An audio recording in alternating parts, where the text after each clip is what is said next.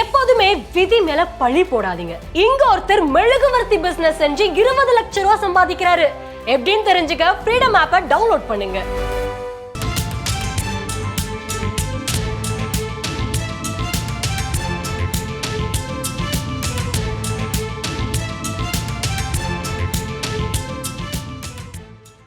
மதுரை புதூர் பகுதியில் உள்ள தனியார் மருத்துவமனையில் பயங்கர தீ விபத்து ஏற்பட்டிருக்கிறது. மருத்துவமனையின் 3வது தளத்தில் இந்த தீ விபத்து ஏற்பட்ட நிலையில் தற்போது தீயை அணைக்கும் பணியில் தீவிரமாக தீயணைப்பு வீரர்கள் ஈடுபட்டு வருகிறார்கள்.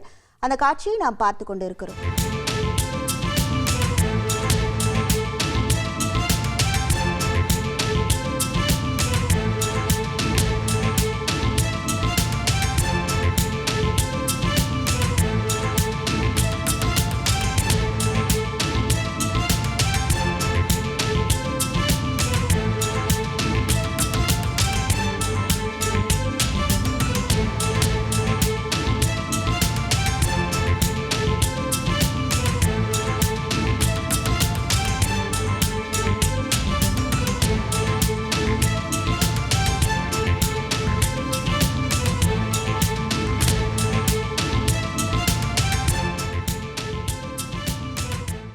இது குறித்தான முழு விவரங்களோடு இணைகிறார் நமது செய்தியாளர் ஜெகநாத். வணக்கம் ஜெகநாத். தற்போது இந்த தீ விபத்துக்கான காரணமாக என்ன சொல்லப்படுகிறது? இந்த தீ விபத்தால் ஏதேனும் பாதிப்புகள் ஏற்பட்டிருக்கிறதா? முழு விவரங்கள்.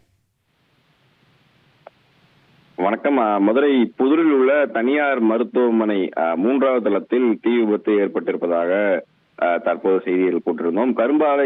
கரும்புகை வருகிறது என்று அக்கம் பக்கத்தினர் உடனே பாத்தீங்கன்னா தீயணைப்பு துறையினருக்கு தகவல் தெரிவித்தனர். இதனிடையே தற்போது மதுரை மாவட்ட ஆட்சியர் அலுவலகத்தில் இருந்த தீயணைப்பு துறை அலுவலர் தற்போது 10க்கும் மேற்பட்ட தீயணைப்புத்துறை வீரர்கள் தீயணைக்கும் பணியில் தற்போது தீவிரம் காட்டி வந்து கொண்டிருக்கிறார். இந்த தீ விபத்து குறித்து தல்லாகுளம் போலீசார் வழக்கு பதிவு செய்து விசாரணை நடத்தி வருகிறார்கள்.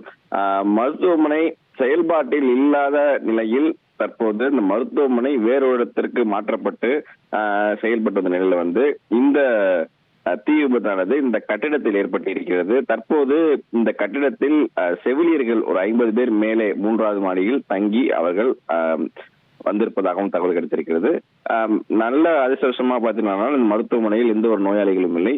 மேலும் இந்த செவிலியர்களும் அந்த மருத்துவமனை கட்டிடத்தில் இன்று காலை இல்லாத ஒரு காரணத்தினால் ஏசியின் மின்கசிவின் காரணத்தினால் இந்த தீ விபத்து ஏற்பட்டிருப்பதாகவும் தகவல் கிடைத்திருக்கிறது. தற்போது இந்த தீயை தீயணைப்புத்துறை வீரர்கள் கட்டுப்பாட்டில் கொண்டு வந்திருக்கிறார்கள். எந்த ஒரு அசம்பாவிதம் இல்லாமல் தற்போது இந்த தீ விபத்தானது நல்ல மக்களுக்கு யாருக்கும் பிரச்சனை இல்லாமல் தற்போது தீயணைப்பு கட்டுப்பாட்டுக்குள் வந்திருப்பது குறிப்பிடத்தக்கது. உங்கள் முழு விவரங்களுக்கு நன்றி ஜெகநாத்.